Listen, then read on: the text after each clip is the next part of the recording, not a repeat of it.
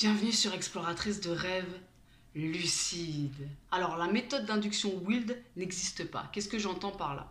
Donc, tu m'as souvent entendu parler de la méthode d'induction Wild, comme tu as pu la lire un petit peu partout. Mais en soi, la méthode d'induction Wild, ça veut un peu rien dire. Pourquoi? Parce que le Wild, c'est un type de rêve lucide. Ça, je te l'ai déjà dit plein de fois. Il y a deux types de rêves lucides. Il y a les DILD et il y a les WILD. Ok?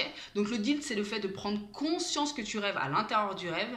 Et le WILD, c'est le fait de garder sa lucidité tout en s'endormant. C'est-à-dire que ton corps s'endort alors que ta conscience, elle, reste à la surface, reste éveillée, reste lucide. Ok, donc ça, c'est les deux types de rêves lucides. Donc de là, en fait, on va pouvoir pratiquer tout un tas de techniques, de méthodes d'induction pour conduire au DILD ou pour conduire au WILD. Par exemple, la méthode FILD, c'est un WILD finalement. On garde sa lucidité en s'endormant. Moi, ce dont je te parle quand je te parle de WILD, c'est le WILD par phase hypnagogique. Ça veut dire le fait de traverser sa phase hypnagogique. Alors la phase hypnagogique, c'est quoi? Je te rappelle, c'est le passage, le pont qu'il y a entre la veille et le sommeil. Au moment où tu t'endors, tu plonges dans une phase hypnagogique dont tu n'as pas conscience la plupart du temps.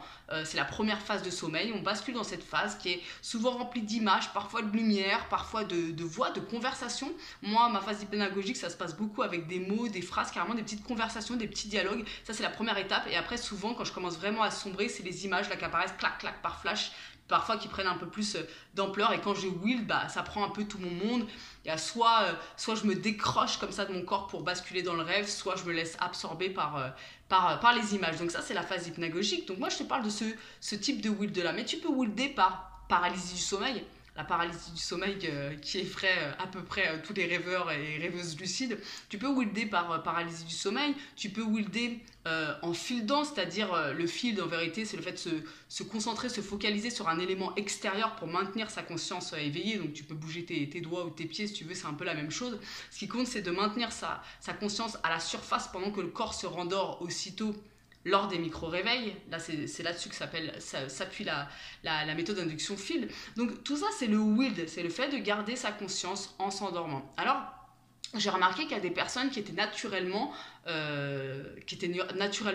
sujets au wild. Tout simplement, beaucoup de personnes gardent leur conscience éveillée en s'endormant et font ce qu'on appelle du sommeil lucide. Ça veut dire vraiment basculer, traverser les phases de sommeil en ayant le corps endormi, en étant la conscience éveillée à l'intérieur du corps. Alors c'est quelque chose que je fais énormément. On en parle dans le yoga du rêve. Tu peux être conscient de ton sommeil, c'est-à-dire que tu es dans certaines phases de sommeil, ton corps dort, tu le sens par rapport à ta respiration qui est très profonde, tu sens par rapport au bruit, tu sais, quand tu entends quelqu'un qui dort profondément, tu l'entends.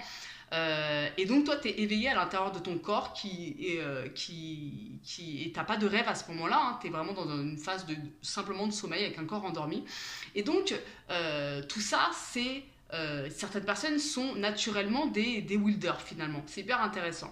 Pour les personnes qui ne sont pas naturellement des wilders, et qui débutent dans le rêve lucide, généralement, c'est pas la méthode qu'on va conseiller. Pourquoi? Parce que la méthode WILD, c'est une méthode qui s'appréhende avec le temps. Vraiment, c'est une méthode qui se sent, elle n'est pas facile à mettre en mots. C'est vraiment une expérience qu'on vit. Donc, pour chacun, ça va être un peu différent. Oui, on pose des mots sur des choses pour essayer de se comprendre, mais comme je l'ai déjà dit plein de fois, parfois on utilise les mêmes mots pour parler de choses différentes et parfois on utilise des mots différents pour parler de la même chose. C'est très délicat dans le monde des rêves lucides, dans le monde des sorties de corps et des voyages astraux, de vraiment bien se comprendre avec les mots. On essaye bien sûr de mettre les choses en forme, mais c'est pas toujours évident. Il y a beaucoup de choses qui se vivent, qui se ressentent. Et le will, pour moi, c'est vraiment ça. C'est le fait de sentir quelque part, chercher à builder. Pour moi, il y a quelque chose qui est beaucoup plus carré dans les méthodes, dans quelque chose de plus rationnel.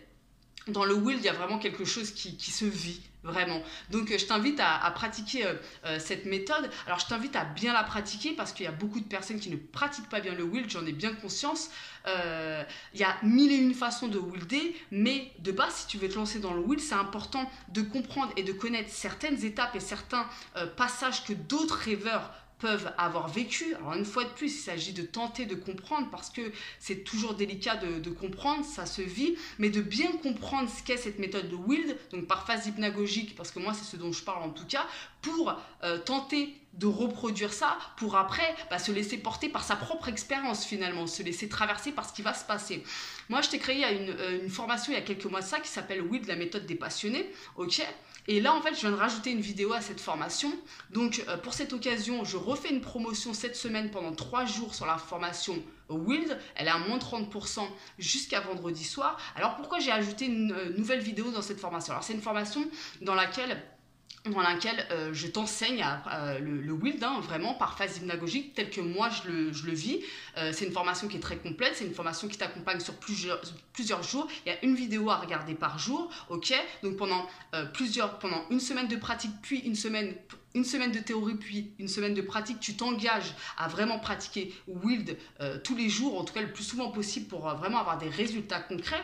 Donc dans cette formation, pendant tout le long, je te partage ma façon de wielder, ok? Donc c'est vraiment l'enseignement qui est dedans. Il y a aussi une vidéo qui traite de différentes formes de wield, donc si tu veux pratiquer des méthodes dérivées, disons, du wield par phase hypnagogique. Et j'ai ajouté cette nouvelle vidéo, pourquoi? Parce que depuis quelques temps, je wield de façon très différente de ce que j'ai pu connaître jusqu'à présent. Et vu que dans cette formation, je te parlais de la façon dont j'ai toujours wieldé, je trouvais ça intéressant d'ajouter une vidéo pour te parler de cette nouvelle façon que j'ai de wielder pour vraiment mettre l'accent sur le fait que le wield, c'est quelque chose qui s'appréhende, qui est personnel et qui évolue avec le temps. Et c'est pour ça que j'ai ajouté cette vidéo à la formation. Donc évidemment, ceux qui ont déjà accès à cette formation, qui ont été élèves de cette formation déjà il y a quelques semaines en arrière, il y a juste à retourner dans ton espace privé et tu vas trouver la nouvelle vidéo, hein, évidemment. Et puis pour les autres qui sont intéressés, si tu es intéressé par wielder correctement, par bien comprendre ce qu'est le wield, parce qu'il s'agit d'une compréhension avant tout,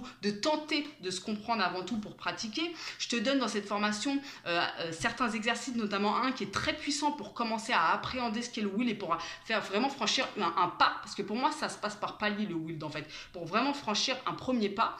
Donc si tu es intéressé par wielder, je t'invite à cliquer sur le premier lien en description. Profites-en, c'est jusqu'à vendredi que je relance la promotion à moins 30%. Si tu as des questions, n'hésite pas à me contacter à mon adresse mail, je vais pouvoir te donner un peu plus de détails. Regarde sur la page, là, sur le premier lien en description, regarde le contenu de cette formation. Vois si ça résonne avec toi, mais c'est une formation vraiment qui peut beaucoup t'apporter si tu es attiré par le wield ou si tu tentes de wielder et que tu n'y arrives pas aujourd'hui. Donc voilà pour cette vidéo, j'espère que tu feras plus la confusion entre wield, dild et que tu comprends un petit peu mieux pourquoi en soi le wield c'est pas vraiment une méthode d'induction, c'est un type de rêve lucide finalement. Et puis n'hésite pas à aller sur le Discord, le lien il est en description aussi, ça doit être le deuxième lien je pense, à aller sur la page Instagram et on se retrouve demain pour une nouvelle vidéo. Ciao!